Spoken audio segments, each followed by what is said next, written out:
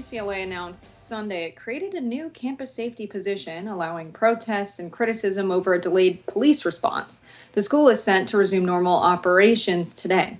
Here to discuss the aftermath of these protests is human rights advocate Charles McBryde, who was on the ground during some of these demonstrations in UCLA. Thanks for coming on, Charles. Yeah, absolutely. It's great to be back. So I've seen some reports of students getting hit in the head with rubber bullets by police on campus at UCLA. There were claims that, this was an entirely peaceful demonstration before the police showed up in riot gear. What was your sense of the environment on the ground? Did these protests seem peaceful? And did you see police in riot gear on campus there at UCLA? Definitely saw a lot of police in riot gear. The vibe of the encampment itself was incredibly peaceful, and not just peaceful, but very well organized. I witnessed a lot of organization among the students who decided to show up. And I think there's a pervasive myth that these weren't actually students in the encampment, but rather outside agitators. So I made a point to ask everyone I met whether or not they were a student, and pretty much everyone I met, with three exceptions, was currently enrolled as a student. The vibe was very peaceful, even though the previous night before they had suffered an attack by outside agitators. There was still an attempt to be incredibly respectful and incredibly peaceful while sticking to their political demands.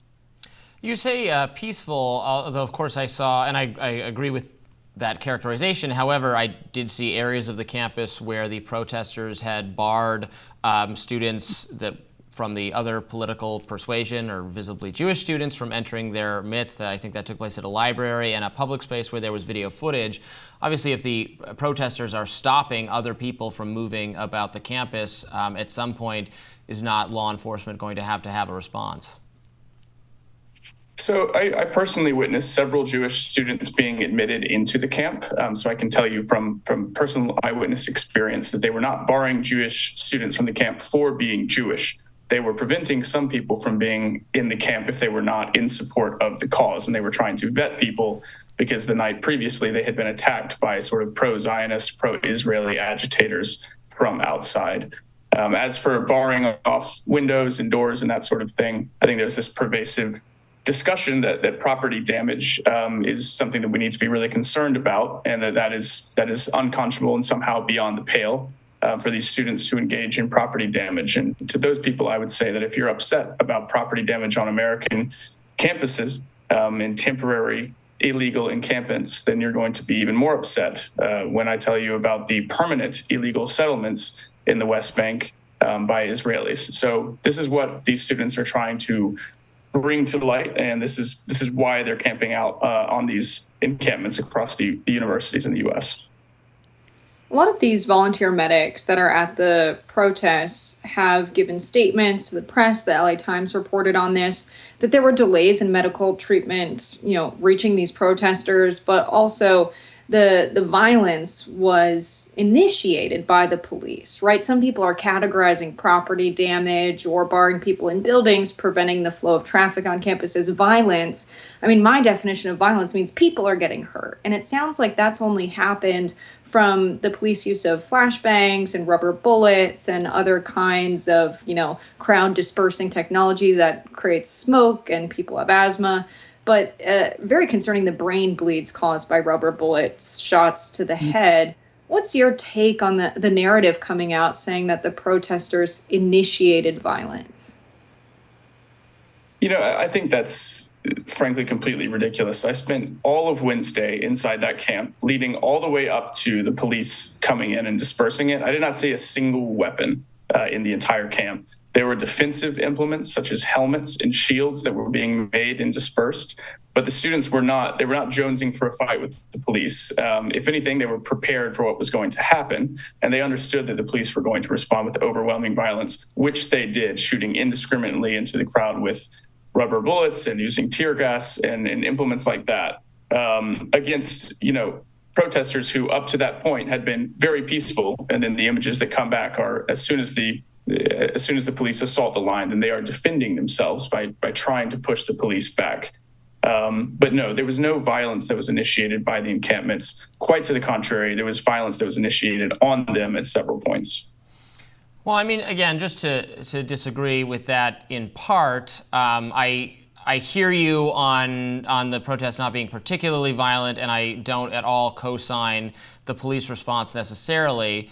But if people are physically preventing others from not entering, not just an encampment, I saw in some of that video footage, it was an access point to part of the campus. It wasn't just like some secluded area where they weren't going to allow people who weren't ideologically with them in, but an access point to part of the campus, and where they physically were blocking a pro-Israel student from coming in. I mean, that is a kind of violence if you're going, if you're going to get in their way, if you're going to shove them back. I mean, that rises to the definition of assault and battery, et cetera.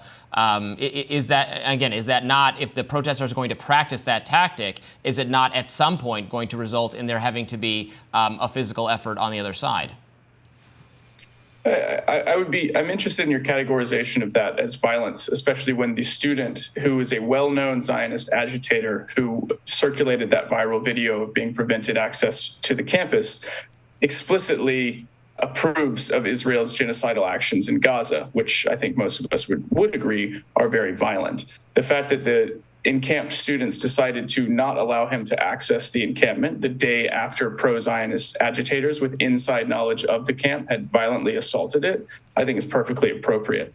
I think to also contextualize this, I recently wrote an article about my experience at the UCLA campus, and one of the things I stumbled upon was the fact that UCLA has a very proud history of student agitators standing up for civil rights and human rights. In fact, they're so proud of it that they'd actually listed this in the 2019 edition of the UCLA magazine. And I happened upon several instances in the 1930s, in the 1960s, and the 1970s, where in response to civil rights and human rights violations at home and abroad, students had actually made encampments at Royce Quad, the exact same place where they had. And the student, and each time the university had violently disrupted them. But then as the years passed and they realized the students were on the right side of history, they bragged about it on their website. So what happened at the UCLA campus is part of a very long tradition of student activism at UCLA, and by no means beyond the pale. So it sounds like a lot of these students are protesting because universities across the U.S., not just at UCLA, have a part of their endowment invested in America's biggest military contractors who are complicit in what's happening in Palestine by the hands of Israel. But you have a lot of people like portraying these protesters as just being anti-Semitic and wanting to demonstrate because of that, when in fact it sounds like the protests are overwhelmingly pro-Palestine. We haven't seen that the narrative or message of the protesters is one that is anti-Semitic, unless you're in the camp that believes any criticism of Israel is inherently anti-Semitic, which is something that, Bernie Sanders released a really great video on, the Jewish senator from Vermont who's running for re-election. But what did you hear from the protesters for their reasons, to be out demonstrating at the encampment? Again, I think a lot of the students inside that encampment would have been very confused to hear that their protests were anti-Semitic because many of them were Jewish. A lot of the organizers of the protest were were members of Jewish Voice for Peace, as well as other student organizations that have cropped up both before and since the October 7th attack to show the solidarity of Jewish people with the Palestinian cause, often due to the Jewish people's experience with violence and oppression.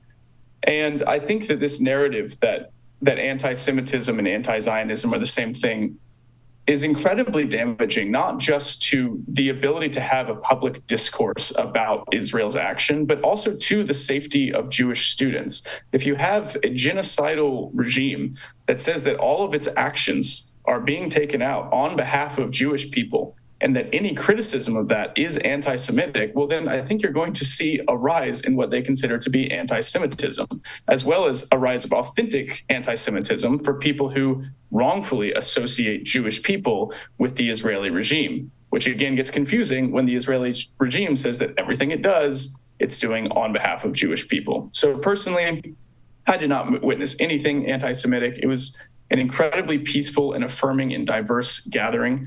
Any religious persuasion was respected.